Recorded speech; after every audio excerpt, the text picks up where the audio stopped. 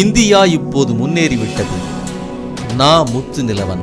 அப்போதெல்லாம் வண்டியில் பெட்ரோல் திருடினார்கள், இப்போது வண்டியையே திருடுகிறார்கள். அப்போதெல்லாம் குழந்தைகளிடம் நகை திருடினார்கள், இப்போது குழந்தைகளையே திருடுகிறார்கள். அப்போதெல்லாம் தொலைக்காட்சியில் படங்களும் செய்தியும் வந்ததோடு இடையிடையே விளம்பரங்களும் வந்தன.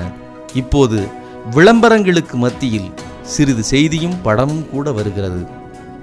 அப்போதெல்லாம் மீனவர் மீன் பிடித்தார்கள், இப்போது மீனவர்களையே பிடித்து போகிறார்கள். அப்போதெல்லாம் அம்மா அப்பா பாசத்தில் வளர்ந்தோம், இப்போது மம்மி டாடி பணத்தால் வளர்க்கிறார்கள்.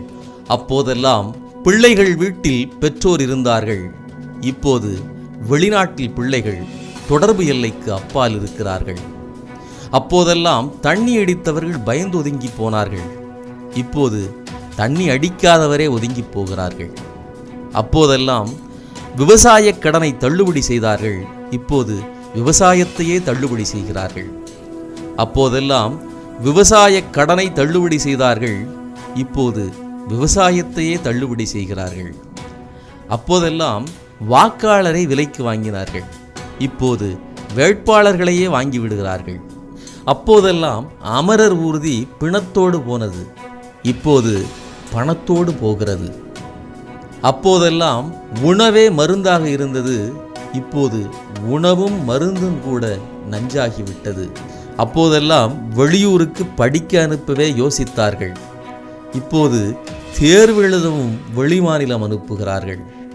அப்போதெல்லாம் முற்றும் துறந்தவர்களையே முனிவர்கள் என்றார்கள், இப்போது காவி உடைகளில் கார்ப்பரேட் வணிகர்கள். அப்போதெல்லாம் படிப்பதற்கு இலவச பள்ளிக்கூடம் திறந்தார்கள், இப்போது கொள்ளைக்கூடங்கள் திறக்கப்படுகின்றன.